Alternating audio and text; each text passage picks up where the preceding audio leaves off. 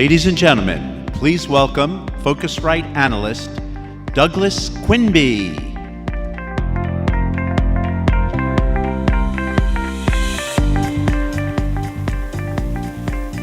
So sometimes when a marketplace changes, we have to change the language that we use to talk about and organize, categorize the marketplace.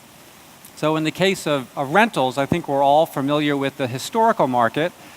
Vacation rentals in the US or holiday homes often in Europe, and we kind of know what that is. But there's been so much change in that landscape over the past decade. We've seen the explosion of urban rentals. We've also seen the rise of shared space, renting out a room in someone's home or sleeping on their couch.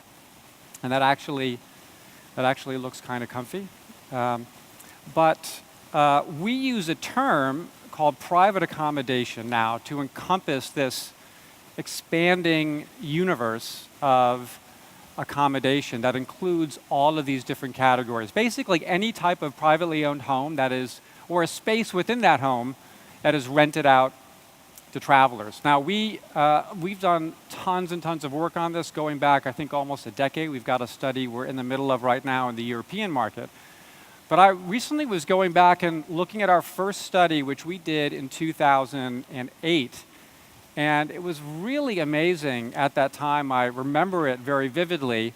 In the US, we saw this incredibly fragmented, crazy, like wild, wild west kind of market in terms of accommodation. Literally hundreds of thousands, if not millions, of individual suppliers, no technology, very mom and pop and catalogs and so forth, very little online. But we also saw the beginnings, the inklings of some change, the beginning of marketplaces stepping in to make this content accessible and discoverable. We saw technology stepping in. Is my mic off?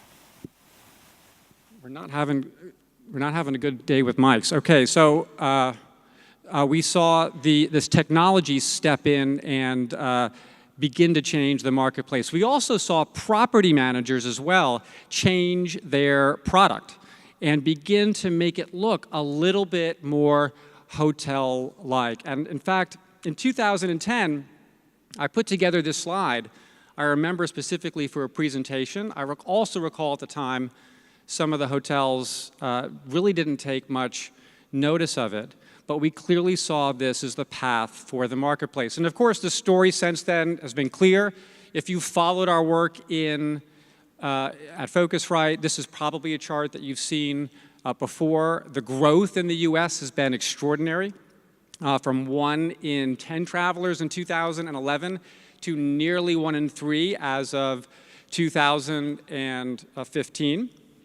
And in Europe, of course, the market is much larger, it is much more established, and it's been this way for some time. So the incidence, or the percentage of travelers who stay in some type of private accommodation is even higher, upwards of 1 in 2 in some markets. So I think it's worthwhile to take a moment and look at how we got here, because we very clearly have a thesis. I mean, it's quite clear now that this is no longer alternative accommodation, although we, I think, as an industry, historically have talked about rentals as unhotel and thus alternative. When 1 in 3 travelers in the US and 1 in 2 travelers in Europe are staying in rentals, this is clearly no longer alternative. It is part of the general consideration set. So let's look at a few things, I think anyway, that have driven this transformation.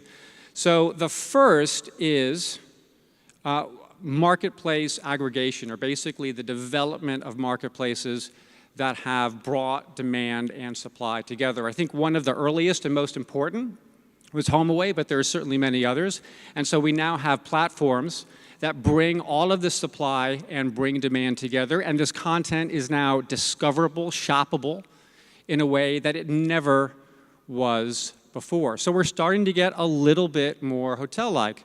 The next big step, of course, is booking, right? So increasingly, consumers they're being trained, of course, by hotels, and as of 2008, certainly, that was commonplace. And we're now increasingly seeing this in the case of rentals. I think this was really pushed initially by Airbnb, and we're seeing this now with other marketplaces as well. Booking increasingly is becoming really the price of entry within this marketplace. The third is the supply transformation. I alluded to this earlier in the presentation, but this basic shift from that traditional rental marketplace and that traditional rental product to basically anyone, anywhere with a home, or a space within their home that they could rent out to travelers. And then the last I want to highlight is the traveler transformation. So there have been some really extraordinary shifts in who these travelers are who are renting, how they're thinking about the rental process, and how they're shopping, discovering, and booking these properties. So I'm going to look at just one trend that we've seen in the US, which I think is quite extraordinary. So over here on the left, we're looking at the booking window for rentals, and this was from our 2012 study. So what this shows us here, 12% of rental stays in 2012 were booked within a month of arrival at the property. So if you flip that around, what that means is the vast majority, 88% of those stays were booked at least a month in advance. And if you think about the typical rental stay, it makes perfect sense, right?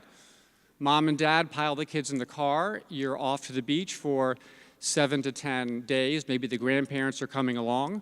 So it is a long trip, it's a lot of spend. You need to plan it in advance. I don't want to screw it up and have my wife be mad at me. So lots of advance planning. Now, as a point of comparison, let's look at hotels. Here we are in 2015.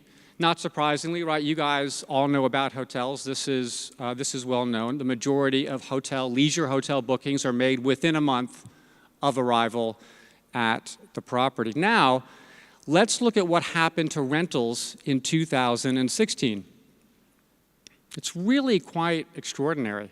I mean, for those of you who ever do consumer research of your own, or you do tracking studies quarter to quarter or year to year, you know you don't see shifts like this. This means that there is some type of fundamental change in how travelers are planning their rental trips and shopping and so forth. Really extraordinary. Another way to look at this too is cross-shopping. So basically, for each of these markets, the sections in blue up there are the percentage of rental travelers who are considering hotels when they are planning their trip. And this is a number that's been growing in all of these markets. So when we look at these changes like the reduction of the booking window and the cross-shopping of hotels, it's not actually that rental travelers are changing their behavior, but it's actually that we have more and more hotel shoppers that are coming into the rental fold, right? Because they don't think in industry silos like we do, like, oh, I'm going to look for a mid-scale hotel or an upscale hotel or an extended stay or a home or a hostel or a hotel. They're looking for a great place to stay in the right location that fits the bill. Increasingly, rentals are included in that consideration set. One other way to look at this as well, even with those non-rental travelers, so people who don't rent, they're still considering rentals. So here we're looking at non-rental travelers for their hotel stays. Did they consider staying in a rental? And a lot of them did, especially, you guessed it, those younger millennial travelers. So very clearly, rentals are no longer alternative. They are a part of the general consideration set for accommodation. And while Airbnb is one company that seems to get the vast majority of the press attention in this sector or in this sector within travel, I actually think Booking.com is quite interesting and a bit undersung because they're one platform that has integrated a lot of this formerly alternative content right into what is really a broader accommodation marketplace. So in theory, and sometimes in practice, you can see a Marriott, a Hilton, a Hyatt, a Sheraton, and Joe's condo or apartment in one shopping result display, and you can choose among them. But since we have Airbnb here, let's talk a little bit about Airbnb. So we all know this is the typical Airbnb traveler, right? How many of you have stayed at an Airbnb? Right. See, I told you, you all look like this guy, just without the teapot. So Airbnb has created an incredible brand, and there are a couple of very clear associations, I think, that I clearly have them. I'm going to guess that I think a lot of you have them as well. Two things that have always stood out for me: travel like a local, right, and peer-to-peer, right? So it's all about connecting with the local destination, the experience, connecting with locals in that destination. So in our research, of course, I really wanted to dig into this and find out, is this what has been behind the extraordinary growth of this company? Is this what is driving this business, or maybe is it something else? And that could potentially give us some insights into what's going on with experiences and some of their other initiatives. So in our most recent study, and this is for US renters, we asked rental travelers, well, when they book their rental, what drove them? Why did they book a rental? And then we broke out Airbnb bookers and HomeAway and VRBO bookers. And generally, we see some very clear differences. Those HomeAway bookers are much more kind of fall into that traditional kind of vacation rental stay. The Airbnb booker is quite a bit different. And we do see, very clearly, if you look at this, there's some meaningful, very significant differences between the Airbnb bookers and the HomeAway VRBO bookers around the drivers, such as meeting local people, interacting with the host or the homeowner, and also experiencing local culture. So it's very clearly a significantly different driver for some Airbnb bookers. But what I think is really interesting about this slide is not actually that difference, but the absolute percentage, right? So if you look, it's actually only about 10% of Airbnb bookers who said, well, I rented because I wanted to meet local people or because I wanted to interact with a host or that homeowner or that individual in the destination. So this begs the question, right? Why did they rent? What were the more important drivers? And big surprise, location and price. So when I think about that, there's another travel category that also is driven by price and location, and that is, you all can say it, right? Hotels. So there's very clearly a very interesting shift. While we've seen, I think, at the beginning of Airbnb, a very clear association with millennial travelers. As the Airbnb marketplace has grown, increasingly the Airbnb traveler is looking more and more like the typical general traveler population. So I want to wrap with one very important question. I think the most important question facing the rental category, and I think any rental company, any company that's involved in selling rentals is going to be asking themselves this question. This is about the future of this marketplace, and it's a pretty obvious one. All right, and it is, why don't non-renters rent? All right, we all want the market to grow. There's still 2/3 of non-renters in the US or travelers who don't rent. Half of travelers in Europe don't rent. How can we get more to rent?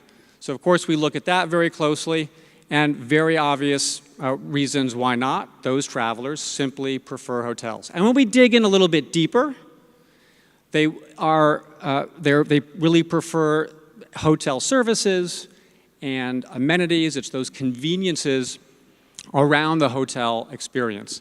So a really interesting question for the future of the rental marketplace: how are they going to introduce more hotel-like services, or how are they going to convince those non-rental travelers to consider the rental experience?